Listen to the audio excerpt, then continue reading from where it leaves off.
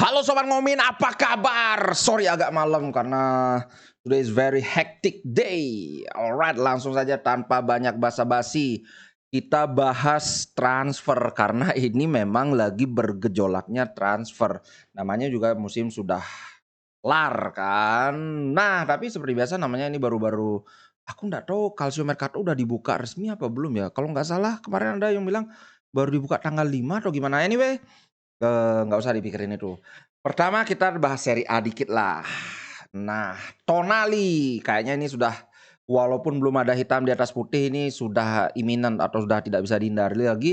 Tonali akan join Newcastle, but Newcastle tidak berhenti di sana. Mereka masih akan menyerbu Serie A. Mereka juga sekarang mengincar Chiesa dan juga Theo Hernandez. Gila lagi-lagi pemain Milan yang diincar. Nah, kalau kawan-kawan masih ingat, aku bikin konten bahwa banyak bintang Milan yang kesal dengan pemecatan Maldini. Salah satunya ya Theo Hernandez juga. Tonali, Theo Hernandez mainan. Kemudian Leao juga. Cuman Leao baru saja tekan kontrak, kayaknya nggak mungkin dijual sekarang. Kalaupun Leo dijual mungkin pertengahan musim atau musim depan. Dan itu Milan udah pasti untung. Kalau Milan kehilangan Theo Hernandez ini, walaupun misalnya Theo Hernandez itu kan menurutku secara fair harus aku akui saat ini back kiri terbaik Serie A itu adalah Theo Hernandez. Yang kedua baru Di Marco. Sorry, bukannya gimana tapi aku harus objektif. Kalau kawan-kawan lihat gimana solorannya Theo Hernandez walaupun nyebelin banget tapi harus diakui ini secara skill dia ada di atas banget. Dan kalau Milan kehilangan Theo Hernandez, keuntungan buat kita. Alright, next. Gila. Kawan-kawan ingat kan dulunya Marcus Thuram kan diincar oleh PSG. Tapi kemudian ini beritanya menghilang begitu saja. Ternyata PSG sekarang mengincar Osimhen. Nah, Osimhen ini kan sebenarnya diincar sama MU. Tapi De Laurentiis mematok harga berikan tawaran di atas 100 juta baru kita duduk dan bernegosiasi. Nah, tampaknya MU tidak mau gitu loh, agak keberatan kalau untuk menawar di atas 100 juta. Nah, tentu saja kalau soal urusan duit ya PSG yang duitnya nggak ada serinya. Pam pam pam pam katanya, ini katanya loh ya. Mereka menyiapkan 150 juta untuk Osimhen. Wow, gila guys. Walaupun menurutku 150 juta mungkin agak kemahalan ya. Kalau 100 atau mungkin maksimal 120. Tapi kalau dari segi skill sih udah tidak diragukan lagi. Osimhen ini memang jawara. Dibuktikan dengan Capocano Neri. Kemudian dua musim lalu juga kalau dia nggak cedera kayaknya udah pasti dia juga yang ngambil kan. Anyway kalau Osimhen pergi dari Napoli ya jelas menguntungkan buat kita. Cuman kalau duitnya itu 150 juta, ini Napoli bisa beli 3 bahkan 4 pemain superstar. Nah, ini yang agak agak bikin ketar-ketir juga kan. Oke, itu soal ini. Next kita bahas Inter. Ini kayaknya kawan-kawan udah tahu ya karena ini udah dari pagi beritanya soal Lukaku. Kemarin kan aku bilang Lukaku mempertimbangkan kembali tawaran dari Arab Saudi karena Chelsea sama Inter masih mentok. Tapi hari ini muncul berita bahwa Lukaku menolak 100 juta. Gila, ini 100 jutanya bukan per musim ya, tapi 100 juta selama 3 musim. Jadi ya 30, 30, 30 atau 30, 30, 40. Pokoknya total itu 100 juta akan dibayarkan selama 3 musim. Wow, ini gede banget, Pak. Gajinya siapa namanya ya, gajinya Messi di PSG kayaknya nggak sampai segini. Dan dia menolak. Wih gila, aku agak entah harus merasa terharu atau merasa kesel karena terus terang aja situasi Lukaku ini kayak bayangkan kita punya mantan. Nah, mantannya ini sudah nikah sama orang lain. Terus kita itu mau nikah sama orang lain tapi nggak mau. Dia ngomong aku masih cinta kayak gitu. Kan susah. Karena masalahnya Inter juga masih cinta sama Lukaku itu. Aduh. Kalau Inter mau beli, Chelsea kabarnya mematok harga sekitar 40 juta. Menurutku terus terang saja 40 juta untuk striker sekelas Lukaku itu murah. Apalagi menimbang kita menjual dia itu 100 juta, 113 apa 112 kan. Tapi ya, ih, keadaan keuangan Inter tidak ada di posisi yang bisa boom 40 juta, ambil 40 juta. Bayangkan di awal-awal waktu Zhang belum krisis, Korea 30 ambil. Kemudian siapa lagi? Gosens masih cedera 30 ambil. Sekarang ini striker sekelas Lukaku 40 nggak bisa, Pak. Wong Fratesi 35 aja masih pikir-pikir toh. Nggak tahulah gimana. Kemudian Onana. Wow. Dikabarkan agennya Onana telah bertemu dengan pihak MU. Ngeri-ngeri sedap ini. Apakah bagaimana ya? Onana sih bilang aku ngikut gimana kata Inter, tapi ya namanya nego kan boleh-boleh aja, sama kayak Inter dengan siapa namanya, dengan Fratesi kan sudah ada kesepakatan.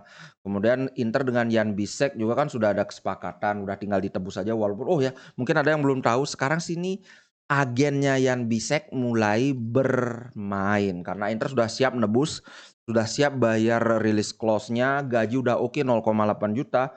Tahu-tahu si agennya masih tunggu dulu siapa tahu ada tawaran yang lebih gede lagi. Terus terang kalau gimana ya, menyebalkan. Tapi kalau lihat gimana penampilan si Jan Bisek ini dari highlight-nya, kayaknya 800.000 emang kemurahan sih. Ini inilah nasib jadi klub miskin tuh kayak gini. Anyway, Marotta tetap ngotot harus respect dengan kesepakatan di awal karena sebelumnya bertemu udah oke di 0,8 juta, kok sekarang lagi berubah. Dari pihak Inter ngotot tetap 0,8. Nggak tahu gimana nanti endingnya si Jan Bisek ini. Nah, Onana juga gitu. Kalau misalnya Onana sudah ada kesepakatan dengan MU ya berikutnya tinggal MU dengan Inter gimana. Kalau Inter sih katanya 60, 60 juta kemurahan. Sekelas Kepa aja 80 masa Onana 60. Itu sih bodoh kalau sampai dijual 60. Nah, ini yang heboh ini. Yang heboh terakhir-terakhir aja ya. Kita bahas si Otavio. Nah, Otavio ini adalah gelandangnya Porto kalau kawan-kawan ingat, saat kita lawan Porto ini Otavio ini salah satu pemain yang merepotkan. Dia itu pemain tengah tapi dia punya kecepatan. Dia bisa juga jadi center midfielder, dia bisa jadi gelandang serang, dia juga bisa main jadi sayap. Ini versatile seperti Darmian kan, Darmian jadi sayap bisa, jadi wing back bisa, jadi back kanan bisa, terakhir jadi center back juga bisa. Gimana nih? Tapi Otavio ini adalah salah satu pemain paling penting di Porto. Ini kelasnya terus terang aja kalau aku lihat ini mungkin masih di atasnya Fratesi ya, mungkin ya. Kalau kawan-kawan beda pendapat coba di komen kita diskusikan kan. Nah, dia punya release clause 40 juta. Kalau Inter mau beli itu kayaknya susah akan dikasih sama Porto. Tapi kalau karena ada release clause-nya 40 juta, kalau mau bayar ya udah 40 juta ambil. Cuman lagi-lagi 40 juta ini agak susah. Ini hebat loh Otavio ini. Dia gelandang tengah tapi dia sudah bikin berapa itu? 7 gol dan 13 assist. Lebih dari Barella. Cuma kan dia mainnya di Liga Portugal. Beda dengan di Liga Italia kan. Kalau kawan-kawan gimana Otavio, tertarik apa tidak? Lanjut setelah Otavio, oh ya pengganti Skriniar sekarang ada kabar bahwa pemain Chelsea juga tapi ini sudah free transfer yaitu Azpilicueta. Umurnya 34 tahun tapi sekali lagi untuk posisi center back bukan posisi yang memerlukan kecepatan. Azpilicueta kan nggak cepat-cepat banget tapi ya berkaca dari Acerbi yang 35 tahun kita aduh ngapain aki-aki tahu-tahu mainnya malah lebih bagus dari De Vrij kan, bahkan hampir tidak pernah membuat kesalahan, nggak pernah cedera juga. Ya apalagi aku sering beberapa kali lihat Azpilicueta main ini pemain bagus. Kalau nggak bagus nggak mungkin jadi kapten kan. Aku sih kalau udah free ya kumpulkan aja lah kan Marotta pawangnya free transfer kan. Nah kemudian ini nih. Oke, sekarang kita bahas oh ya, sebelum sebelum berita utama kita bahas ini satu lagi. Thuram. Nah, tadi kan aku bilang Thuram sudah dilupakan dalam tanda kutip oleh PSG. Inter kembali melirik Thuram, tapi terus terang aku nggak terlalu semangat sih lihat Thuram ini karena beberapa kali dia juga cedera dan ini bukan tipe goal getter, bukan finisher. Dia tipe dribbler, dia bagus di build up. Kalau kita lihat dari segi teknik aja dia tidak sebagus Korea. Cuman ya tahu sendiri Korea sekarang kayak ampas gitu mainnya. Kalau diadu head to head sekarang sih bagusan bagusan si Thuram. Cuman kan dia bapaknya itu dulu legenda Juve. Apakah mau dia ke Inter? Karena sekarang yang memperebutkan Thuram itu adalah Milan dan Inter. Milan jelas dia punya uang lebih banyak karena dia sedikit lagi dapat duit dari penjualan Tonali kan. Ini free transfer, paling enggak dia Milan bisa mengalokasikan gaji yang lebih gede untuk Thuram. Sedangkan Inter, kalau aku nggak ngapain gitu. Nah, selain Thuram, Inter juga dan Milan juga bertarung memperebutkan Fratesi. Cuman ini ada perkembangan yang menarik. Fratesi ketika diwawancara dia ngomong gini, I have chosen my next club. Aku sudah memilih klubku berikutnya. Nah, dia bilang sih, tidak etis kalau aku ngomong sekarang karena bisa saja ini belum ada hitam di atas putih, bisa aja tiba-tiba, proses negosiasinya macet, bisa saja tiba-tiba ada perkembangan tak terduga. Tapi dalam hatiku aku sudah punya pilihan. Yang menariknya adalah dia bilang begini, eee, di Sassuolo, pada tahun pertama aku bermain di formasi 4-2-3-1. Dan, hasilnya cukup bagus. Oh, terima kasih kepada Dionisi pelatihnya kan. Tapi aku lebih suka bermain di midfielder 3, jadi 3 gelandang tengah karena dia regista. Siapa yang 3 gelandang tengah? Ya Inter dong, kan 3-5-2 kan 3 di tengah, kemudian wingback 2. Sedangkan kalau Milan itu kan dia 4-2-3-1.